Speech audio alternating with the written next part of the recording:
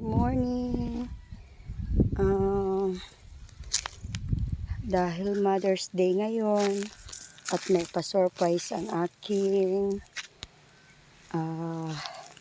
mahal sa buhay, pinakamamahal sa buhay.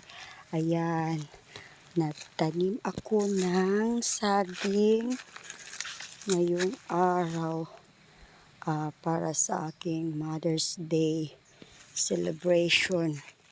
Nagdagdag ako ng tanim na saging. Ayan. 1, 2, 3,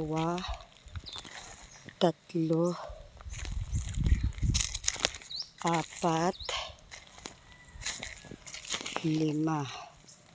Sobrang pa-surprise sa akin niya. At syempre dahil masaya ako, tinapos ko ng maaga ang aking itatanim ngayong araw. Thank you guys for watching. Thank you for the 222,888 views. Thank you so much, and to all my subscribers, thank you.